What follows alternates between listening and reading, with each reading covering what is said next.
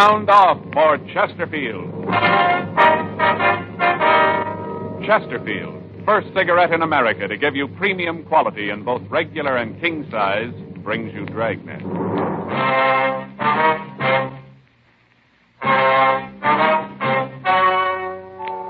Ladies and gentlemen, the story you are about to hear is true.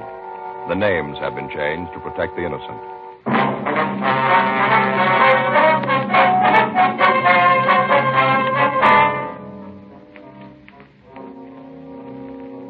You're a detective sergeant. You're assigned to homicide detail. You get a call that a man has been murdered. His killer is unknown. Your job? Get him. Here's what the tobacco trade press has had to say about Chesterfield's U.S. Tobacco Journal, Boston, Massachusetts. Chesterfield cigarettes in the new king size is still maintaining large turnovers in this area.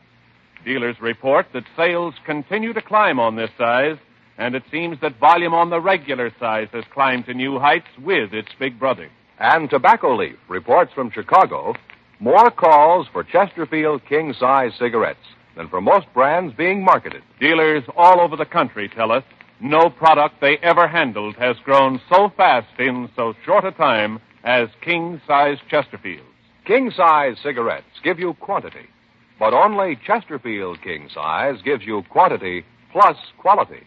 Premium quality. Chesterfield king size contains tobaccos of better quality and higher price than any other king size cigarette. In fact, the only difference between Chesterfield king size and Chesterfield regular is that the king size is larger, contains more of these same tobaccos, enough to give you more than a 1/5 longer smoke.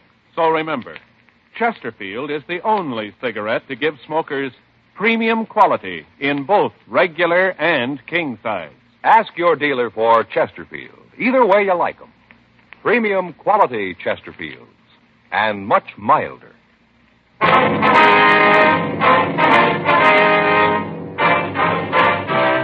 Dragnet, the documented drama of an actual crime. For the next 30 minutes, in cooperation with the Los Angeles Police Department, you will travel step by step on the side of the law through an actual case transcribed from official police files. From beginning to end, from crime to punishment, Dragnet is the story of your police force in action. It was Saturday, May 12th. It was warm in Los Angeles. We were working the day watch out of homicide detail. My partner's Frank Smith. The boss is Captain Lorman. My name's Friday. It was 8:04 a.m. when I got to room 42. Homicide. That's you, Joe? Yeah, I'm sorry I'm late, Frank. I got held up in traffic. Okay, no problem. I'll sure be glad when they get that freeway finished, won't you? Around the end of the pass this time of the morning, you can't go more than 10 miles an hour. Yeah, cars really climb up around Franklin. Mm-hmm. Oh, boy, when we get through tonight, I'm going to go straight to bed. I might not even stop to eat. All right, what's the matter? Have trouble getting to sleep last night? Well, I wouldn't have had any trouble if I'd had the chance to do it. What do you mean? I don't get it. My brother-in-law. Oh, what do you have to do with it? Well, a couple of weeks ago, he sent away for one of those courses in hypnotism at home. Uh-huh. Book got to the house yesterday right away. He's got a new career, going to go into the hypnotism business. All right. Yeah. Book tells how if you do it right, you can have full control over people, make them do things you want, all that stuff. Mm-hmm. Right away, he's got to practice on somebody. We just finished dinner, and I was all settled down to watch television. He comes in with this little book, a little bitty mirror and a candle, and the first thing he lights the candle and tells me to look at it. Concentrate, you know. Yeah. I told him to go take a run and jump, and right away Faye joins in and says I don't want him to get ahead. And I said something about the fact that he could use one, and then it started. Ends up with me sitting there and him trying to control my will. Well, did it work? I don't know. Waved his hands in front of me and flashed the mirror in my eyes, and I fell asleep. Yeah. And right away wakes me up, wants to know how it felt, what it was like when he put me under. I told him he didn't, and I just went to sleep, so he kept trying to use what this book calls post-hypnotic suggestion. You know, while I'm asleep, he says something I'm supposed to do when I wake up. Oh, yeah. And then he woke me up and waited for me to do it. What do you want you to do? I never found out. He just sat there and looked at me. Every time I'd doze off, he'd wake me up so I could do whatever it was he suggested. And around 1:30 this morning, he gave up. He said the book wasn't any good and he was going to get his money back. All the time, Faye's sitting there just watching, miserable. If I'd known what it was he wanted me to do, I'd have done it to get him off my back. Never did find out what it was. No. This morning, wouldn't even say hello. Figured I wasn't cooperating, I guess. I get it. Homicide, Friday. Yes, ma'am. Yes, ma'am, it is. Mm-hmm. Yes, well, what was that address again? Yes, ma'am. We'll be right out. Something for us? Yeah, a woman out on Burn Street, 6425, says her son's been murdered. Frank and I drove out to the house. It was a typical residential neighborhood. When we got there, a crowd had gathered around the front of the house. A radio car had arrived, and the officers had gotten the people back from the lawn and the entrance of the house. We went in and met the woman who had placed the call, a Mrs. Edith Curtis. She was a woman in her late 40s with graying hair. As we talked to her, she kept wringing a handkerchief in her hand. Jeff was cleaning the gun. Middle of the week, he looked at it and said that it needed cleaning. He's always home on Saturday, so this morning he said he might as well get at it. After breakfast, he got out all the things he uses, put them on the table in there, and started to clean the gun. I was in the bedroom tidying up the place. I heard these loud voices and then a shot. I went to the living room, and I saw this man standing there. As soon as he saw me, he turned around and ran for the door. I yelled at him, but he didn't stop. What'd you do then, ma'am? I went over to Jeff. He was just lying there, still and quiet. I could see where he'd been shot. I knew he was dead, and then I called you. Before you got here, the other men, the ones in the car, got here. But it was too late. Our boy was dead. Terrible.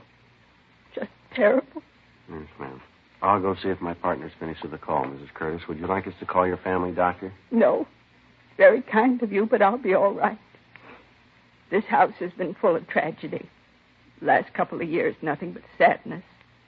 I'm used to it. I guess the good Lord makes you used to it. If he didn't, I don't think a mother could go on. Ma'am? My youngest daughter, Alice.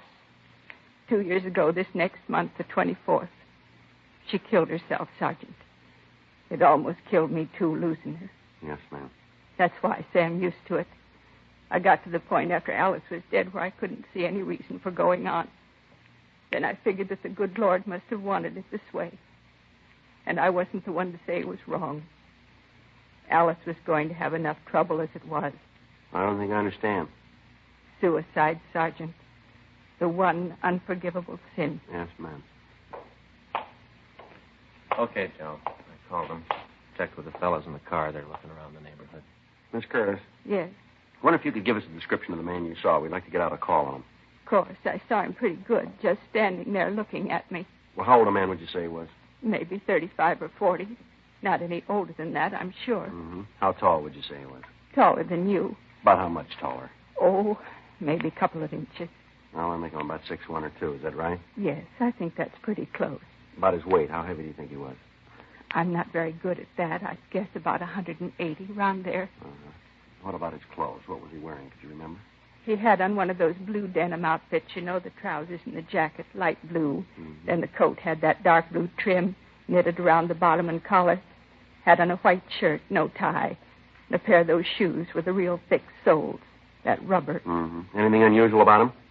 I don't think I know what you mean. Or did he have any marks or scars? Anything that might make it easier for us to identify him? No, not that I could see.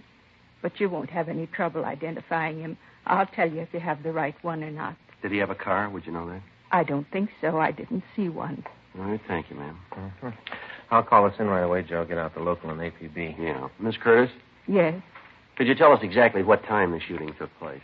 not exactly, but I'd say about 7:45. Uh-huh. Did this man say anything to you? No, not a word.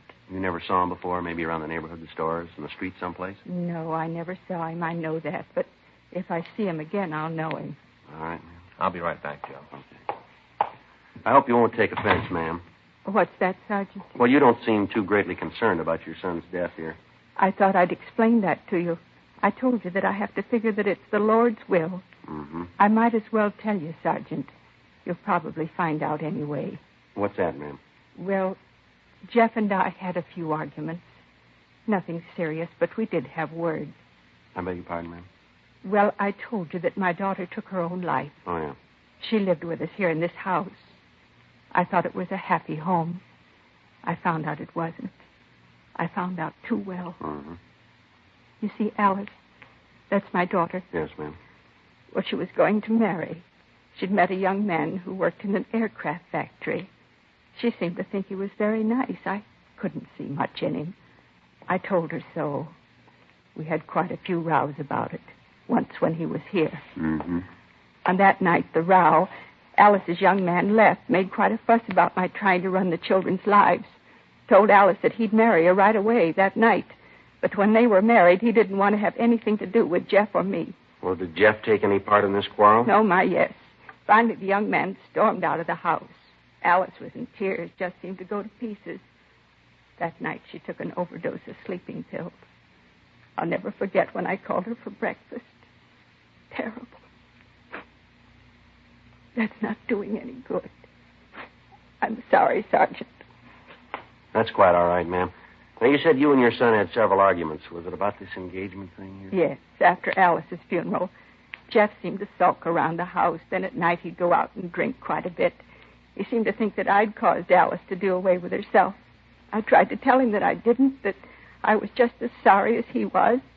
I told him how badly I felt, but it didn't seem to do any good. Well, have you heard from Alice's fiancé since that night? He was at the funeral.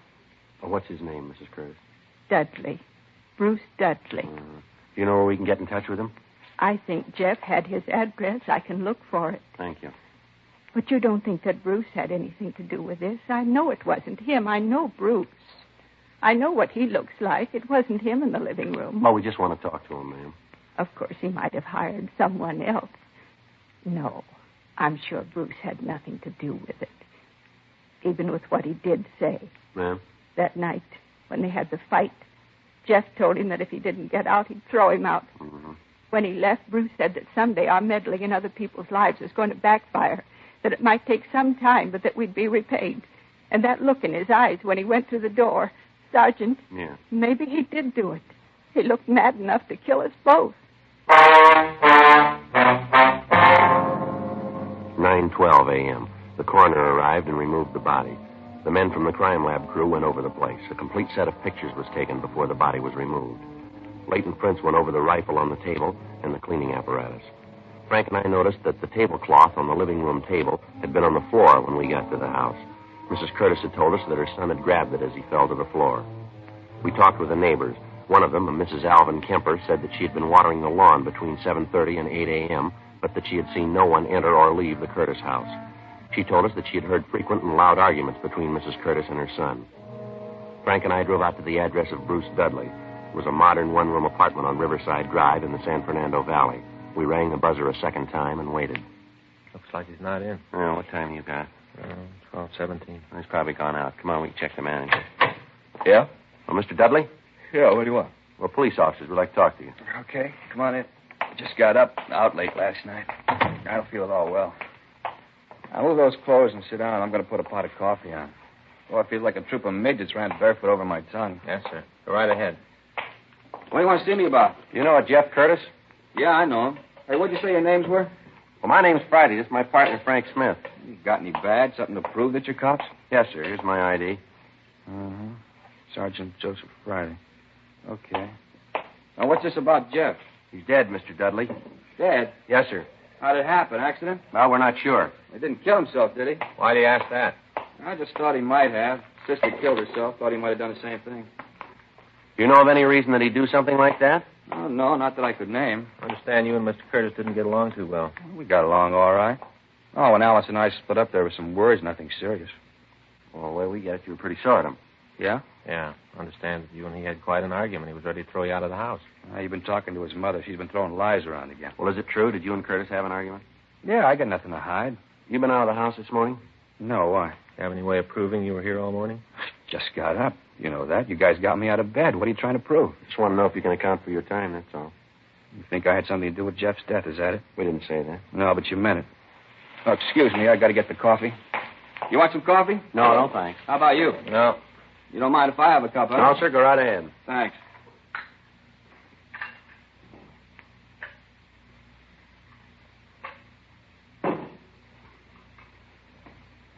Let's face it. You guys really think I had anything to do with what happened to Jeff? We're not paid to say what we think. We try to get the facts. Yeah. But if I was you, I'd concentrate on Mrs. Curtis. I wouldn't put it past the old bat to kill her own son. Check around the bars in the neighborhood. Talk to his friends, I'll tell you. His mother was scared to death that he'd marry one of these days and walk out on her. He used to be on his back all the time about the girls he went out with. I knew some of them. Alice and me used to double date with him once in a while. They ever have any arguments about this while you were around? A couple of times, yeah. If you don't believe me, why don't you check with Harry? He'll tell you the same story. Lord knows he went through enough of it. Harry? Yeah, Jeff's brother. He got married, let's see, about 5 years ago. Moved out of the house, lock, stock, and baggage. He went through a thrash with his mother about it. He'll tell you about it. He used to come over to see Jeff once in a while after he got married, but the old lady caused so much trouble that they started to meet at a bar. Got to the point where Harry wouldn't go in the house. Check with him. He'll tell you. You know where we can get in touch with him? No, I haven't got the address. Look it up in the book. Harry Curtis. I think it's out on Selma, someplace in Hollywood. All right, sir. Where do you work? Meyer Aircraft. I'm a toolmaker. You work the day shift? Yeah, I'm off today. Hey, what's this for? Just wanted to know where we could reach you. You still think I had something to do with it, huh? No, we didn't say you did. Your name came up, and we had to check it out. Yeah. Well, there were a lot of times when Jeff and I didn't get along. I won't try to tell you that there weren't. I'd never do anything to hurt him. He had enough on his hands with that mother. Yeah? Sure, one night when we came home from a date, Alice, me, Jeff, and his date, we're sitting around the kitchen having something to eat. Mother came in madder than a wet hen. Raised Cain, told Jeff to get the woman out of the house. Jeff told her he wouldn't have her talk to the girl like that. He thought quite a bit of her. Mm-hmm. And the old biddy walked right over and slapped the girl across the face, told her to leave Jeff alone.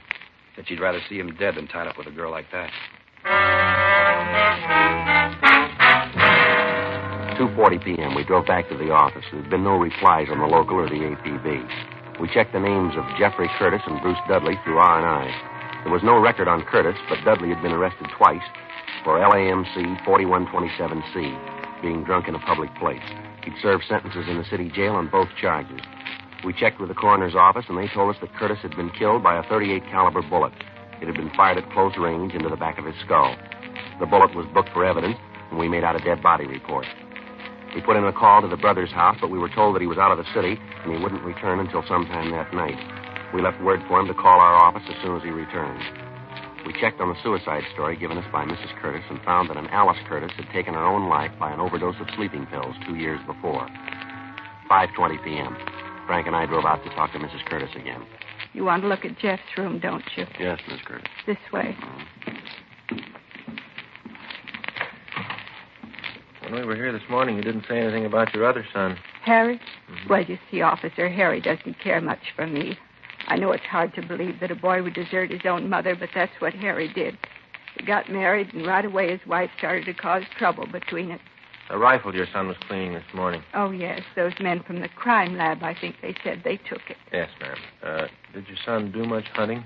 Well, he used to do quite a bit before Harry got married. They used to be great pals. Mm-hmm. Mother couldn't ask for a better pair of sons.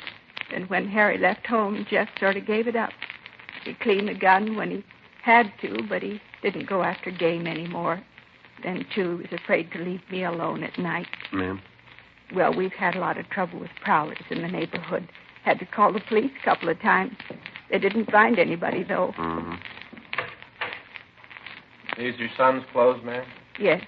This man you saw this morning, did you notice if he had a gun? Yes, he did. It was a revolver. When I came into the room, it was still smoking. Mm-hmm.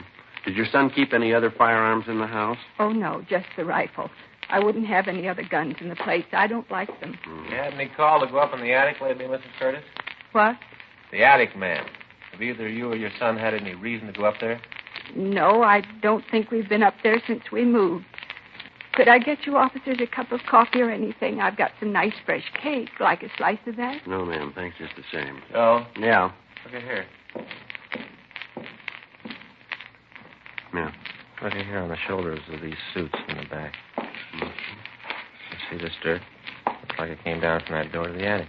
Yeah. Let me get a chair and we'll have a look. What's this all about? I told you we haven't used that attic. Don't you believe me? We'd just like to take a look if you don't mind, ma'am. Well, maybe I do mind. It's just going to take a minute, ma'am. I think you officers have sure got your nerve. I tried to be nice to you, help you out. Isn't enough that my boy's dead. Now you have to come in here and tear my home apart. There's something up here, Frank. I think I can reach it. Yeah, here it is. Get my pencil.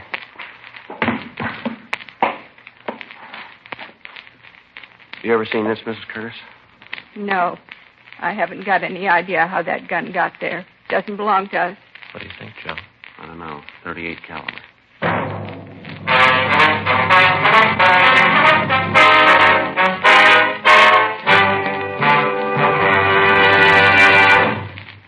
You are listening to Dragnet, the authentic story of your police force in action. And now a report every smoker should hear. Nose, throat, and accessory organs not adversely affected by smoking Chesterfields. First such report published about any cigarette. A responsible consulting organization reports a study by a competent medical specialist and staff on the effects of smoking Chesterfields.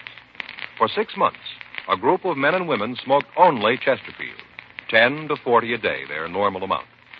45% of the group have smoked Chesterfields from 1 to 30 years, for an average of 10 years each. At the beginning and end of the 6 months, each smoker was given a thorough examination, including x-rays and covering the sinuses, nose, ears, and throat. After these examinations, the medical specialist stated, It is my opinion that the ears, nose, throat, and accessory organs of all participating subjects examined by me were not adversely affected in the 6-month period by smoking the cigarettes provided. remember this report and buy Chesterfields, regular or king size. Premium quality Chesterfields, and much milder.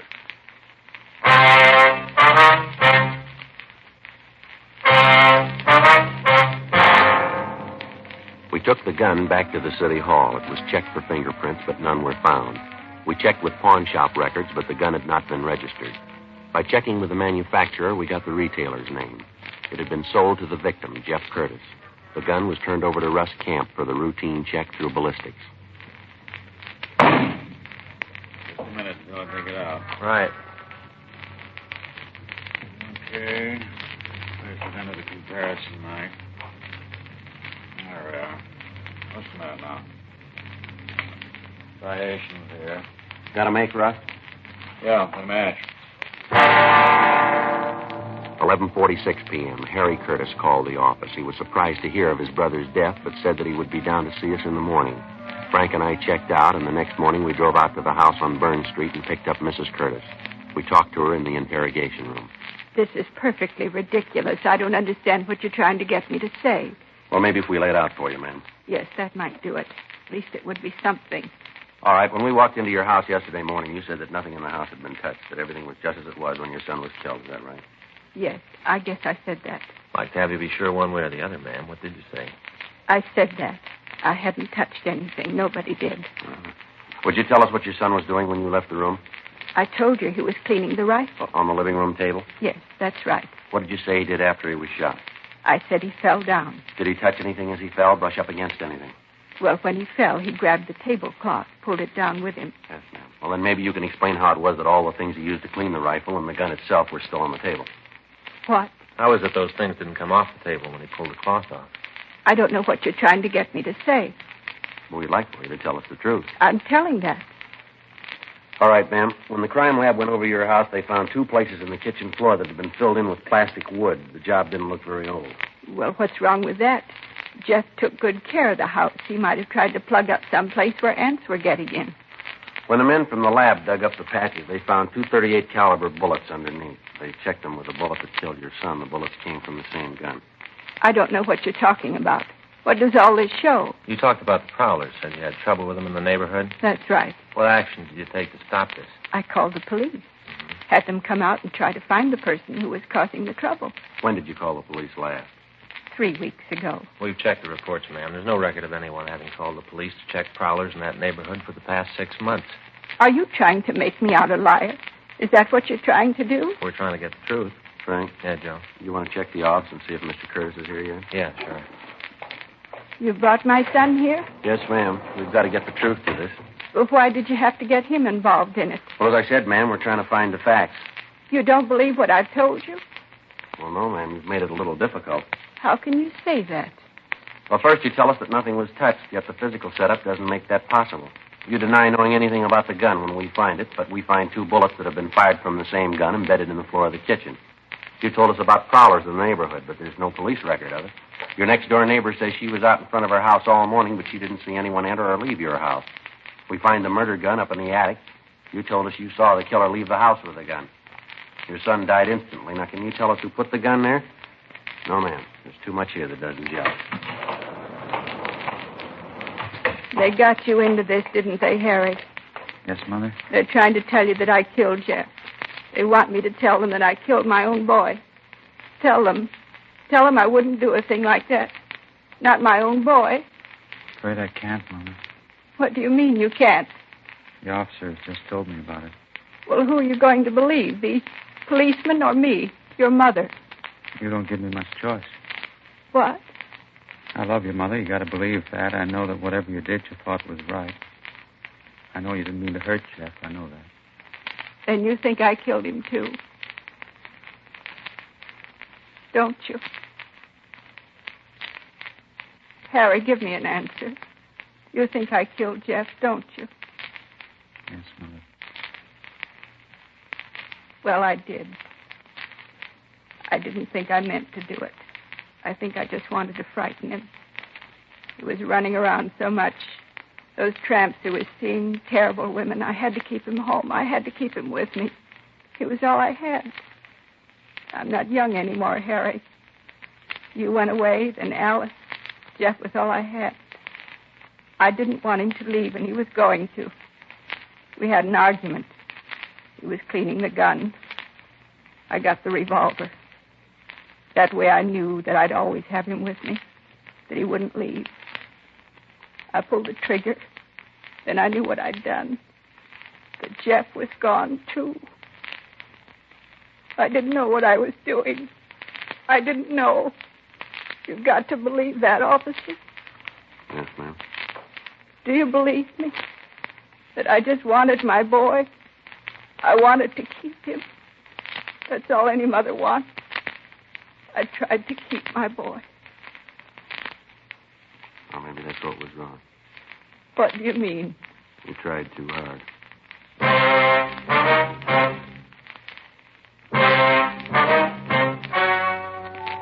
The story you have just heard was true. The names were changed to protect the innocent. On September 4th, trial was held in Department 87, Superior Court of the State of California, in and for the County of Los Angeles. In a moment, the results of that trial. Now, here is our star, Jack Webb. Each of our Dragnet case histories is based entirely on facts taken from authentic police files, and everything we tell you about Chesterfield is based on facts, too. Chesterfield, for example, was the first to name its ingredients. Chesterfield tells you what it's made of, because you should know what gives you the best possible smoke. Now, that brings me to the report that George Fenneman and Hal Gibney read earlier. That, too, is based entirely on facts. Nose, throat, and accessory organs not adversely affected by smoking Chesterfield. First such report ever published about any cigarette. Remember this the next time you buy cigarettes and ask for Chesterfield. Regular or king size, premium quality Chesterfield gives you the best possible smoke.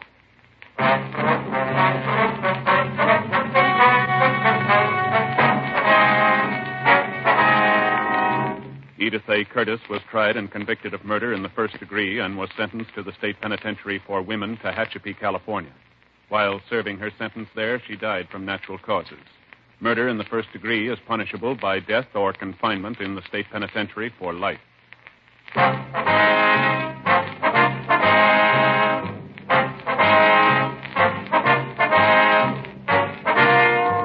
You have just heard Dragnet, a series of authentic cases from official files. Technical advice comes from the Office of Chief of Police W.H. Parker, Los Angeles Police Department.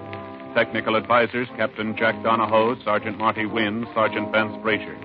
Heard tonight were Ben Alexander, Herb Ellis, Helen Klebe, Whit Connor. Script by John Robinson. Music by Walter Schumann. Hal Gibney speaking. Tomorrow, sound off for Chesterfield. Either way you like them, regular or king size, Chesterfield gives you the best possible smoke. Much milder Chesterfield. Chesterfield has brought you Dragnet, transcribed from Los Angeles.